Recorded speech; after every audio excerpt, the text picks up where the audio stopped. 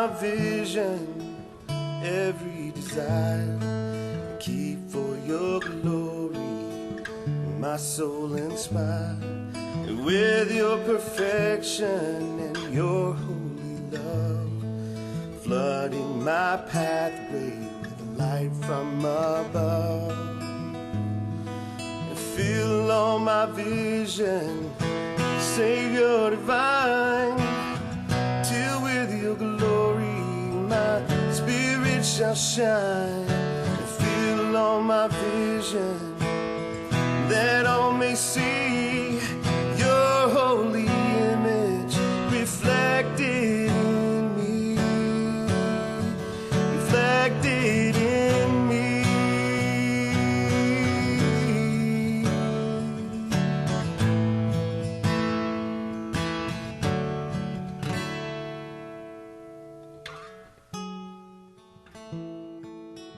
Good evening, ladies and gentlemen. My name is Jason Goodson. And I'm Johnny Taylor. It's Wednesday night, July 20. It's not July 21st. Yeah, it's July 31st. Yeah, you were a day off last week, too. Was I really? Yep. I didn't even realize. You had lost a day somewhere. Well, that's crazy. Well, it's Wednesday night. Yeah. Yeah. It's the last July day of 31st. July. It's crazy. 5 months left in this year. That blows. You just blew my mind right there. I didn't even realize how close we were to being done with a year. Yep. Very close. Well, welcome to Coffee and Conversations. What an interesting intro. We've been going for 4 weeks now. JT, this is our fourth in a row. This is our fourth one in a row. And we didn't think we'd be here for 4 in a row because JT was supposed to be visiting family in Mississippi, and we've had continuous car trouble. My car is still in the shop. And so hopefully getting it back tomorrow. I feel bad for him because, you know, he's spent time and effort getting all this stuff figured out, and here we are. We're still doing the podcast. So eventually, yeah, we are going to have a week off or a week or two off coming up. But probably like 2 weeks. Well, no, probably not 2 weeks. Probably one. Okay.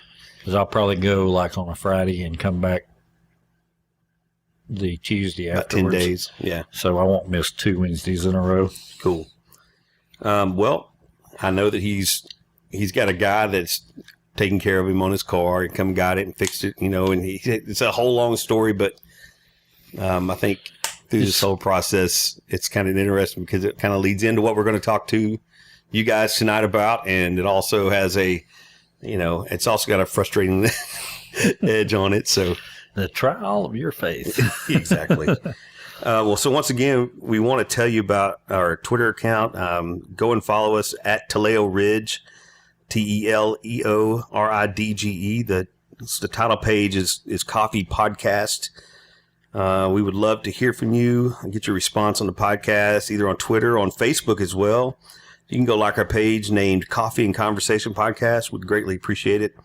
You can subscribe to our free account on iTunes, which you can automatically go and have those downloaded. Just type in Teleo Ridge Ministries and the iTunes account. It'll come straight up, and you can hit subscribe for free. And every time we post a podcast, you'll get an automatic update on that, and you should be able to download it. So there's several ways that you can listen to us, and we have been getting word of mouth out. I know I have. I've had several conversations this week with people, and just trying to encourage others to go out and listen. Not because, I always say this, not because JT and I are anything special, but I think we have a great relationship with God in the aspect of looking at it from a different perspective than the world looks at it. And really just having years and years of just putting time in with one another. We talked about this in length last week about us having time together to be able to spend and just to bounce things off of one another. It's been one of the greatest, I'm telling you, the greatest adventures of my life. Everybody needs close friends. Absolutely. It's just, even at a distance. I mean, even when we've not seen each other for months and months, we always talked on the phone, and you just need that no matter what you do. So great stuff. And, go find that person. If you don't have that person in your life, go and pray about it. Pray about that person in your life. I don't know that, I thought my first years at Lake Forest Ranch that I would still be in contact with Johnny Taylor. And I really, like, seriously, when I showed up, I had no clue that this was going to be a lifelong friendship. I mean, those were things that I had no clue about. My first real memory of Jason was I walked in the kitchen and was going to get something out of the cooler. I was there. This was 96. I was there visiting. Yes. And I walked in the kitchen and talked to Katie for a second. And then I went over to the cooler and I opened the door. And as I flip on the light, there sits Jason in a straight chair with a glass of iced tea in the cooler. It was the food cooler. I'm not going to lie to you. I spent a lot of time in the food cooler that year. I would sneak in there, and Miss Katie made the best sweet tea.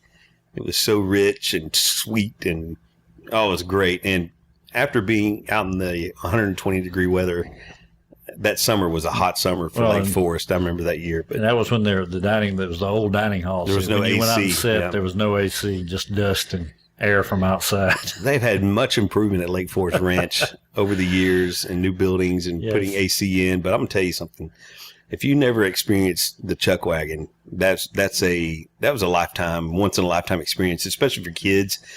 Yeah. They got to go and experience. I mean, I'm talking about some lukewarm food put out on tables with at least a thin layer of dust over it. Every somebody time. Always passed by on the road.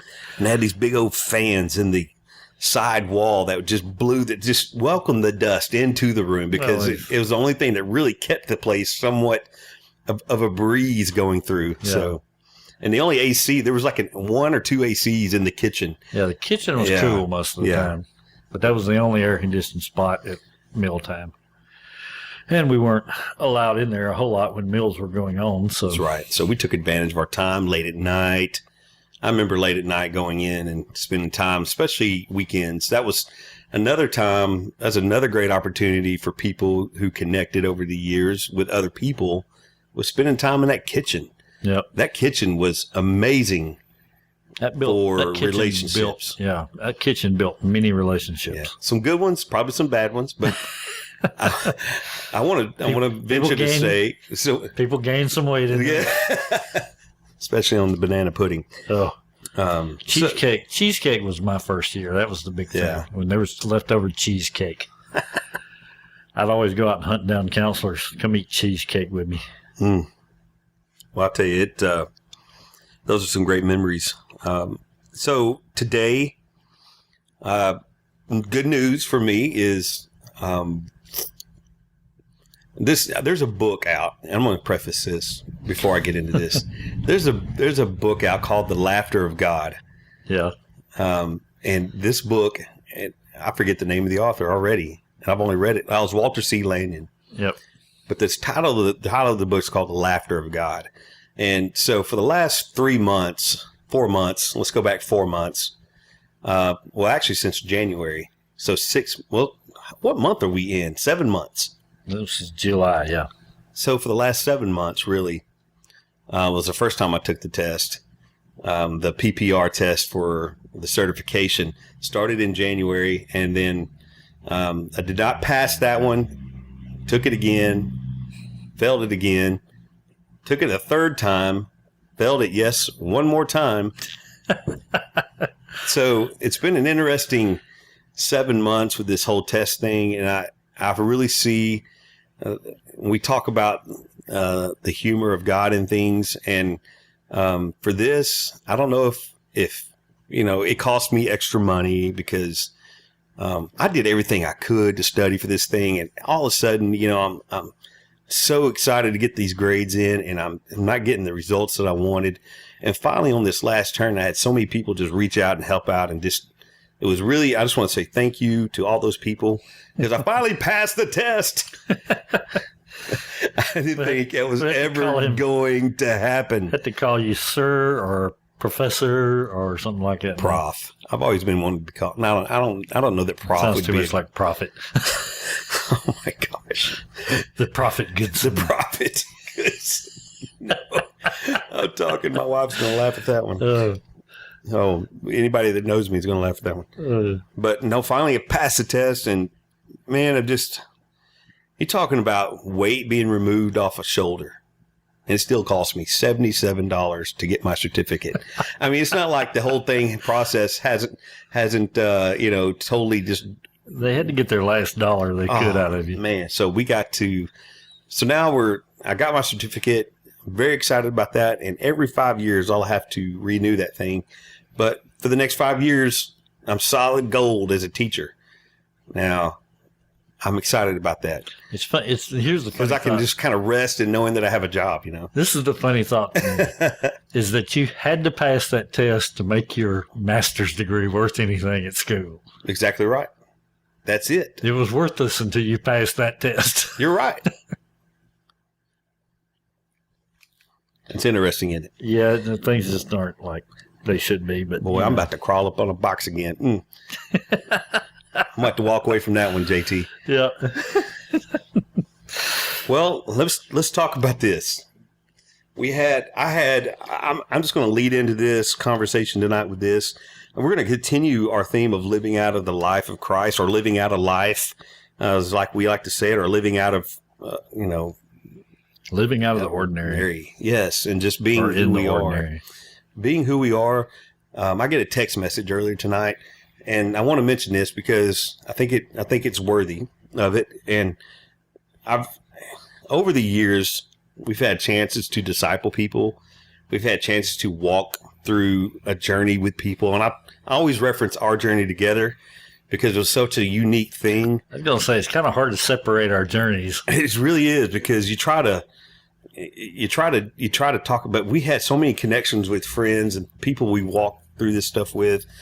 Stu, who's been on our podcast, would be one of those people that, I don't know that he would consider, I think he would consider that whole situation with us, the whole relationship thing, as the same thing as we looked at one another, because we're still in contact with Stu and, Cordova. There's several of the different people we've, over the years, we've had a chance to just love on, and so I just get really excited when I get text messages from students or students like last year who approached me at the high school and would come up to me and say, Mr. Goodson, I would like for you to disciple me.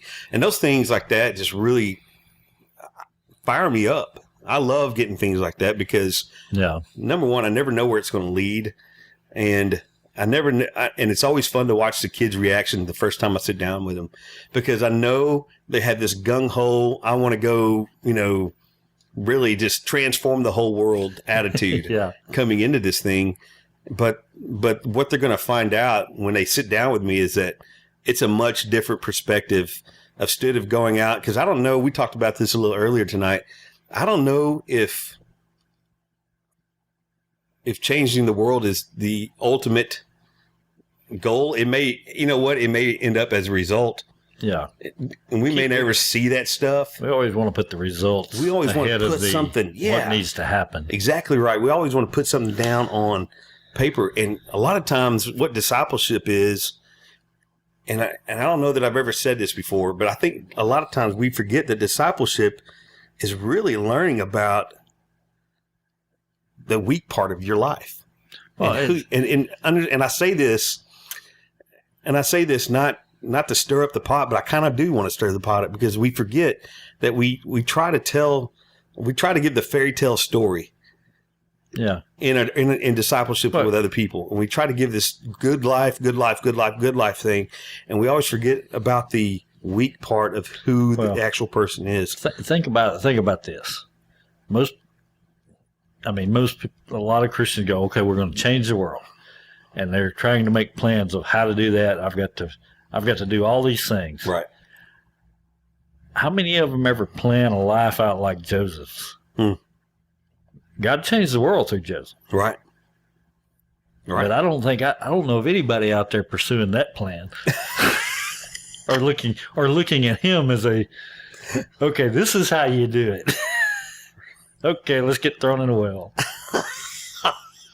Let's get accused of false accusations by my boss's wife. Yes. Let's go to jail for years. Let's go to jail for years. Let's be hated by my brothers. Yeah. Let's be hated by my brothers. Be sold into slavery. Into slavery, way away from family. That's usually not our plan, which means we're probably missing out. It's better just to follow God and let Him work out the plan. Because you probably aren't going to come up with God's plan.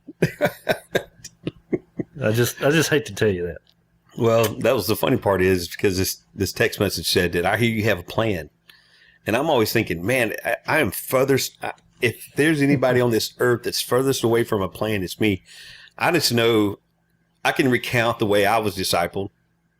I can go back to you I remember being a young man sitting through a discipleship class and being told, laid out, like, I don't know, there's all these things called survival kits. Yeah. And they were all these 10-week programs. It was always, and there was this hand I remember in there. I remember there being scripture verses to memorize. I remember all this stuff. But I just remember that it was all about living well, living good, living, perfect, living all this stuff. And so it was such a high and mighty way of looking at life. I don't know that I know that it stressed me out as a kid. Well, I'm going to throw another statement out here. Okay. And we're probably going to get flack for this one. You can't teach someone to have a relationship with Christ. Ooh, very good. That's not a teachable thing. Right. Nice. And a disciple is a follower of Christ. Mm-hmm. And, of course, Paul said, follow me like I follow Christ. But that's the whole point. It wasn't about how to do it. It was about the relationship. Have a relationship with Christ like I have a relationship. Mm-hmm. Probably you're not going to come to that relationship down the same path. Right. And I think Paul knew that. Right. When it comes to discipleship, it's not about training somebody. Right. It's all about encouraging them to know God. Right. Not to teach them about facts about God, but to know God. Right. In relationship. I'm trying to remember what the scripture is. It says, we are epistles written on our hearts. That would be... I can probably... Now we're going to look it up. I'll let you look it up. I want to say 2 Corinthians 3. No? We are letters being written. Yeah. Or is it Ephesians? It's Ephesians, I think. Look up epistles. Yeah, it's Ephesians chapter... If I could spell epistles. Oh, my goodness. Let's see how close I got. I probably didn't get anywhere close to right. I didn't have any suggestions, so I didn't get anywhere close Let's to right. see. The mystery revealed, if indeed, disposition of grace. I'll do written on our hearts, so it'll be easier. That's 2 Corinthians, isn't it? Maybe. 2 Corinthians chapter 3 is what it is. Yep. 3:2. See, we're not too far off. I was right there anyway. It says, you are our epistle. I just kicked the microphone stand. He's getting excited over here. It says, you are our epistle written in our hearts, known and read by all men. Mm-hmm. See, discipleship is about relationship. Right. It's about our relationship with God and that relationship being seen by others. Right. And that's not about the things we do. Right. That's about Christ manifesting himself in our lives. Mm-hmm. He's writing this letter. Right. Not us. Right. We're not the author. And two, it doesn't matter how much we influence one another. You're not the one conquering anything. No. And ultimately, it's God doing the work. It's God doing the pursuing, God doing the seeking, God doing the drawing. Yeah. And that's the most wonderful thing about this relationship with God is He is in pursuit. The chase is on, and He is pursuing His bride. That's exactly right. I love that statement. That statement is so awesome because there's never been more of a rescuing moment than realize that I knew that I was a bride and that he was my husband and he was pursuing after me and loved me and wanted that relationship. And it freed me. It literally freed me to have a relationship with Christ through that. Yeah, and it's not a 50-50. Right. It's a 200 on his side. Yeah. Nothing to bring to the game table here. Yeah. There's nothing you could do to make things better. Nope. And I'm telling you, it's the beautiful mystery of having a relationship. And oftentimes we forget that, Paul himself, who pursued Christ, and I would say who was literally pursued by God when he was stopped on the road to Damascus. You're talking about being interrupted, ambushed, stopped. Yep. Paul was that ultimate example too of that. And what did he do? Well, he responded as a person who was rescued. Yep. He responded as a person who was rescued. And in the midst of all this, what did he have? Well, weakness. There was weakness. There was jail time. He was beaten. He was what? I mean, there's a list. There's a laundry list. Sent him away for 3 years. I mean, there was so much that went on there, and we forget about those little things about Paul. But yet, here's this man who I would dare say that he probably didn't consider himself as being the quote unquote world changer himself. Yeah. I don't think he would probably looked at himself and said, no, this is going to be happening because I'm going to Antioch today to start the church. No, I think he just followed Christ day to day. I think so too. And he even tried to go places he wasn't supposed to go. Exactly. Because it said Satan hindered him. And he never did go because he wasn't supposed to. Right. So I think the sense of humor in all this too is God literally uses our weakness. Well, I keep thinking about that story about Sunday school lessons for kids. Oh, yes. Have you got that where you can Yes, I got it right here. Excuse me. I don't, like I said, I don't know. We don't necessarily, before we get into this, just understand that this is an article that JT found and sent to us this past week. Facebook friend posted it, so I read it because I was interested at the title. The title says, I wonder if Sunday school kids is destroyed. I'm sorry. I cannot read tonight. I wonder if Sunday school is destroying our kids is the title. And it's more the question. Before you scream, I have nothing against Sunday school. I do have stuff against Sunday school where they don't teach the truth. Right. That's I don't think, problem. Listen, and before we get into this, we are not bashing Sunday school, because I teach it. Yeah. Okay. But I will bash Sunday school lessons that are exactly opposite of what God says. And this makes a real, this is in your face, great stuff right here. And it needs to help you hopefully wonder, is this what I'm doing? But, or is this something you may have experienced growing up or something maybe you're going through right now? It says, I wonder if Sunday school is destroying our kids. And basically, I don't know. I want to read some of this, but I don't want to get the whole thing. But it says, it's just kind of a breakdown. It says several years ago, I'll post a link to it. Okay. With the podcast. We'll post a link to it. Yes, that's good. On podcasts, on the Facebook and Twitter. We'll do both. Yeah. So they can. Awesome. Well, we're not going to read the whole thing, but I just want you to say it's working off of this thing called the Heroes of Faith.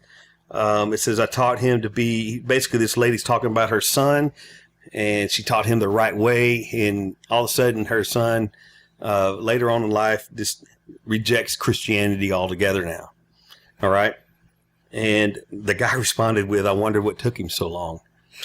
Okay. Now, he talks about, here's some of the ways that we destroy the gospel message. Let's read a few of these. He talks about Sunday school in the Sunday school curriculum, you'll find things such as this, like Abraham was faithful and God made him a father of a nation. So be faithful like Abraham. Okay. There's one example. Okay. That doesn't sound bad, does it? Nope. Joseph was a good little boy, unlike his bad brothers, and God made him prime minister of Egypt, so be good like Joseph. All right, there you go. There's another one. David had a pure heart, unlike his brothers, and God made him king of Israel, so have a pure heart like David. Esther was an obedient girl, and God made her queen of Persia and saved God's people, so be obedient like Esther. Finally, if we fail to be good, Jesus will forgive us, and there's a P.S. tacked to the end of that. But, so, what's so bad about those Sunday school lessons? If you look at those things, we generally don't see bad things out of that. But what we see ultimately is that that's not what the Bible says about these people. You don't, I mean, ultimately, what's missing in that curriculum, or what's missing in Sunday school, or what's missing in the truth is the weakness of these people. Yeah, we don't ever point out the wretchedness of a person or their weakness. And I consider the two interchangeable there. Yeah. We don't want to consider the fact that God will use the wretched. Well, I hate to tell you, if you're going to be used by God, he's going to use the wretched. He's going to use the wretched. We are wretched. And he does a good job. He talks about, he uses the Beauty and the Beast story to kind of give a little example of how basically, if the beast were loved for his beauty, it would be an unbearable burden. So in other words, if God loved us just for our externals, for our outside, Yeah. I mean, because we're faithful, because we're good, because we have a pure heart. Yes, because we were obedient. All these things, these lists of things we just read. What's the truth? Well, those things are basically, I think we tell half truths is what we do, and so I could consider that a lie, in how we approach the way we teach our kids. If we want to know the truth about Abraham, what was he really? Well, if you look at Abraham, he was snatched out of the Ur of the Chaldeans, okay, the city of Ur, and he was an idol-worshiping pagan. He was an idol worshiper. Yep. God chose him when he was an idol worshiper. Chose him, pursued while him, we were yet loved sinners. him. Exactly. Romans 5, right? 5:8? Something like that. Okay, he was an idol worshiper, and God loved him and pursued him. Joseph. Now, think about Joseph before we get into this. Yes, all these things happened to Joseph. He's a spoiled brat. You forget, he had the coat of many colors. He was the favorite son, and he loved that fact, I think. Oh, yeah. I think he enjoyed it. He was narcissistic about it. He was basically in the midst of his pride and joy when he was taken by his brother. Yeah. And so God loved him and pursued him through all that stuff. And that wasn't his plan in changing the world. Exactly. Back to that again. So let's talk about David. David did have a pure heart. He was called, what was he considered? A man after God's own heart. Right? Yeah, we always talk about that. We always forget about the fact that he's a murderer and he was an adulterer. Way on into his life. Way on into. I'm talking way. post-kingship. After most of the Psalms and stuff were written. Yeah, but God loved him. He wrote part of the Bible. And then guess what he did? I think we forget that. And God loved him and pursued him through that, right? Yep. That's what happened. It was all part of his life. Okay, now here's where the women are going to have trouble with on this one. Esther, she was not look, Esther was great, but she was not perfect. In and of herself, she was not perfect. What happened to her? She had sex outside of marriage. And that's a big one in our day and time. With a non-believer. Right? With a non-believer. And God loved her and what? Pursued her. The list goes on and on. We could talk about Rahab. We could talk about all the other people listed in Hebrews chapter 11. Okay? And these are the heroes of the faith. Heroes of the faith these guys were. Some of the stuff in this, I don't know if it says in this, might have been said in something else I read, but the best statement was what do you expect your child to do if you put the moral burden on him of being like Jesus? Mm-hmm. There's no possible way. He's going to fail. Right. And if you set that standard, and don't get me wrong, it's not a good thing to go out and do all the bad stuff, but they've got to know that God is pursuing them, not because of how they're performing. Right.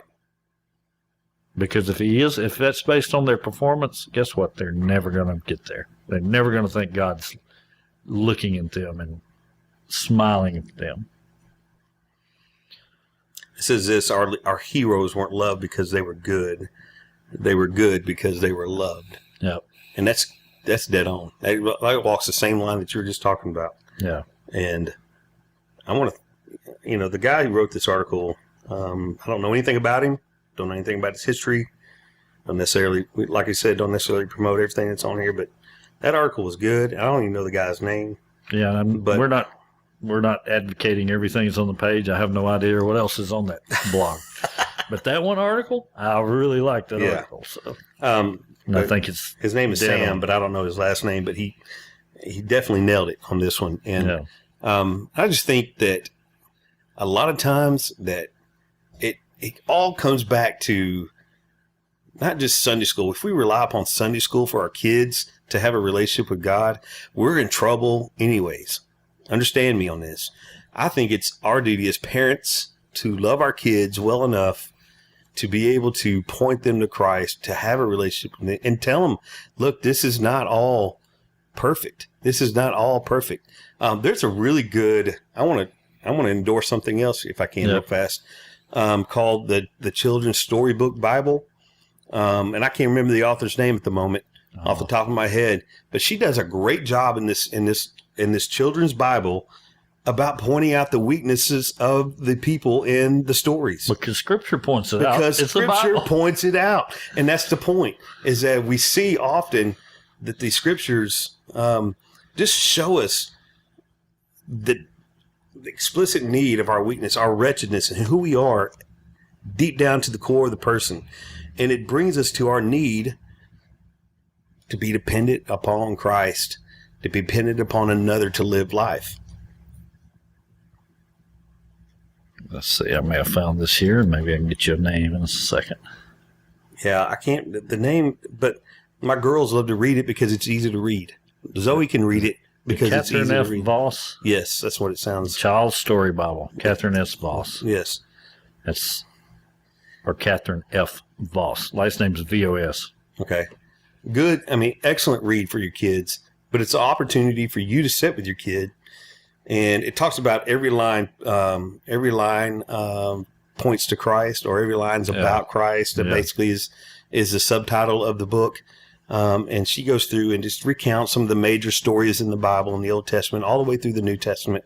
And it just does a really good job of showing, that, hey, David wasn't always pure at heart. David did some really crazy things, but I can sit there and explain that to my kids and talk to them about that and really give them insight about who they are deep down inside as well. Because I can tell you this, Zoe, this day and every day that she lives, is beginning to realize when she does something wrong, she's feeling bad about it. Yep. She's starting to understand her badness.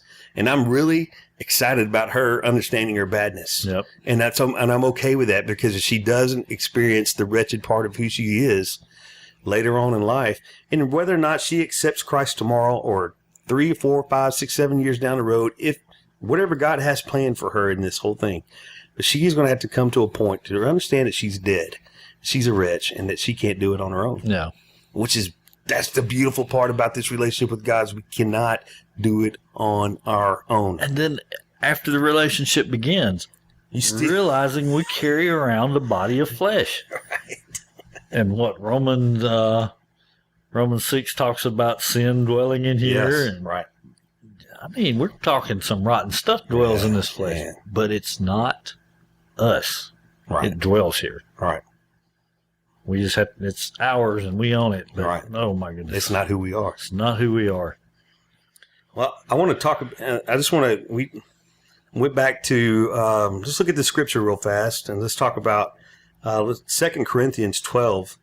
And this is probably the most well-used scripture to talk about weaknesses. When it's amazing how much we quote this, but never listen to what it says. Yeah, this is really good. I guess I'm going to start. Let's start in verse 5, and I'll read on, and you tell me, and you just interject when you're ready. So 2 Corinthians 12:5, of such a one I will boast. Of such a one I will boast, yet of myself I will not boast except in my infirmities. What? What's he boasting in? He's not boasting in self, for sure. He says, I will not boast. I will not boast in self, except in what? My infirmities. That is, your infirmities are your weaknesses. Yeah. It's every part of your wretchedness. For though I might desire to boast, I will not be a fool, for I will speak the truth. But I refrain lest anyone should think of me above what he sees me to be or hears from me. Verse 7 says, and lest I should be exalted above the measure by the abundance of the revelations, a thorn in my flesh was given to me, a messenger of Satan to buffet me, lest I be exalted above measure. Concerning this thing I pleaded with the Lord 3 times that it might depart from me.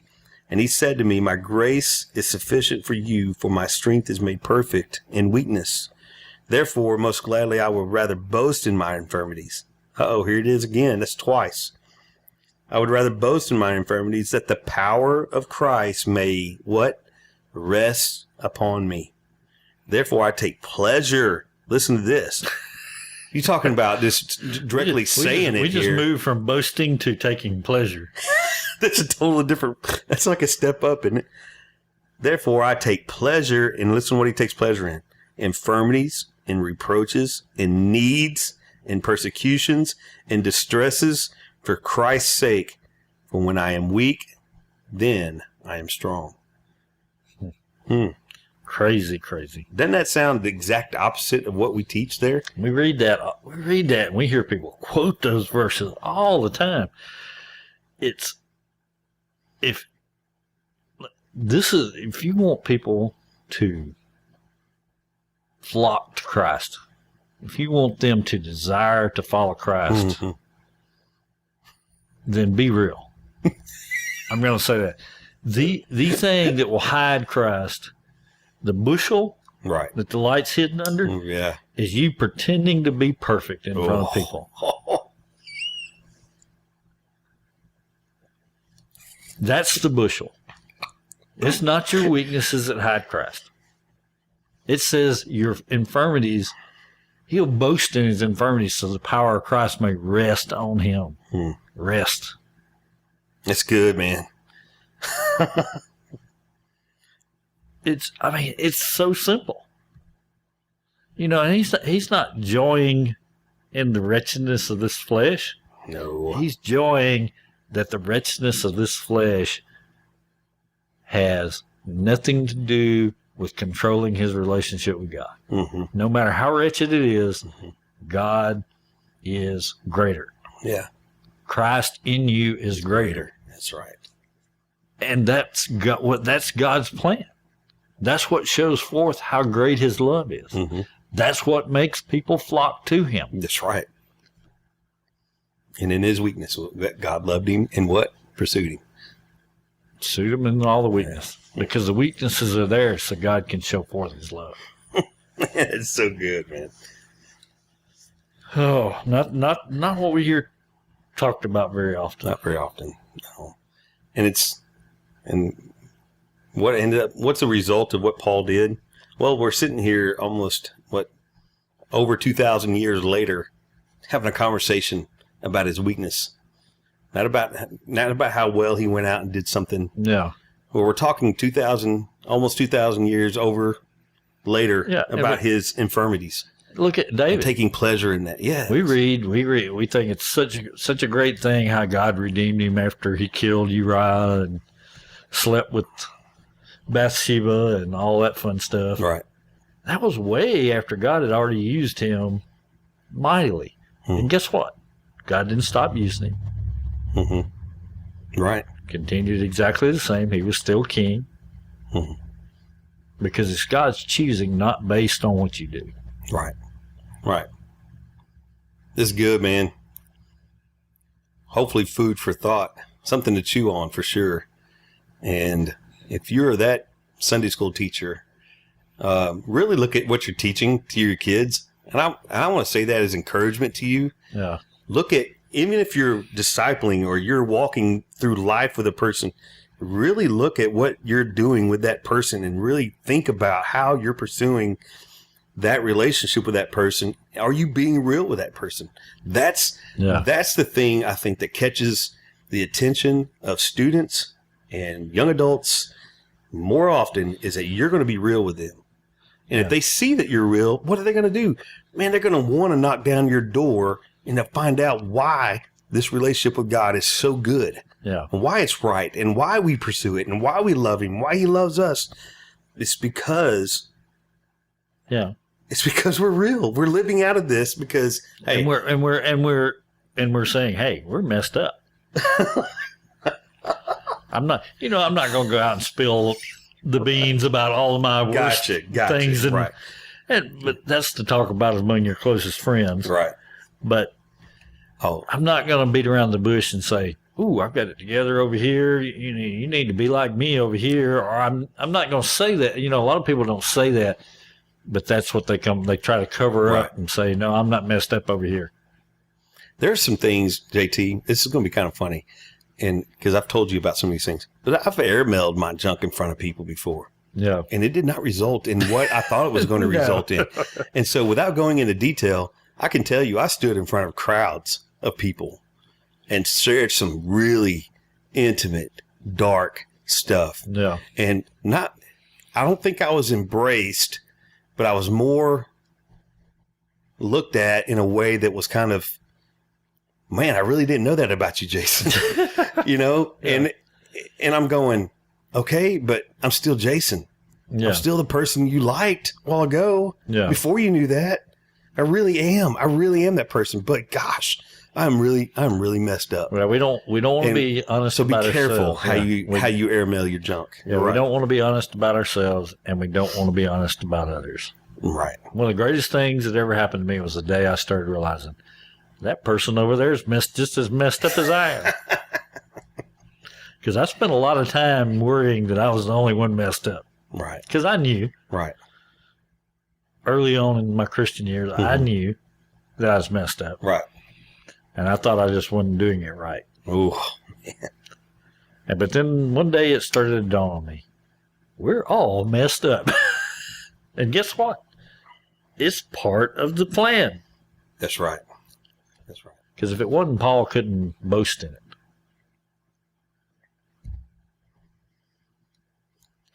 Well, we're going to learn about how messed up we are with these kids and see what happens. I'm excited about building those relationships, but I'm also excited about helping them see what true life in Christ looks like. Yeah. And not that I say I can live it for them, because I can. I understand that. And I'm just saying that I can't wait to show them that this is where it's at.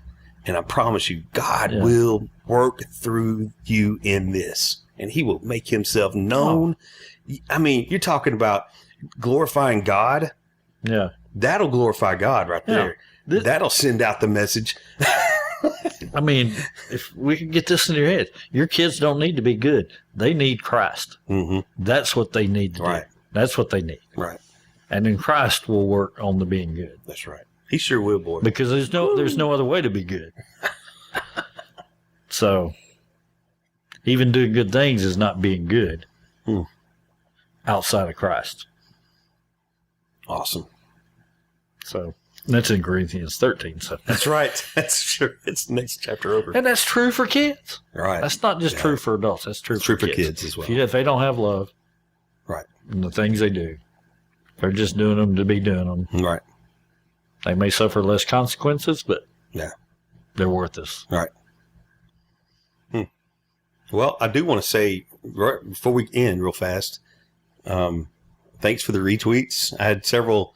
We had 2 or 3 retweets out there from this last week, and I think if we just continue word of mouth and continue this stuff, because I really think, just like the subject tonight, I think that needs to be heard. Yeah. But that's just a selfish point of view from my end, because I do want, I want this to be heard, because honestly, there's not a whole lot going on outside of that people are talking about. And, so hopefully we can scratch some ears and be able to, get this out. So go and, let us know what you think about it. And give us a retweet when you see us post our podcast, so that or share on Facebook, and just give us the opportunity to be able to reach some more ears. So thankful for you listening. Thankful for being able to hang out with my buddy across the table here and do this. Yes.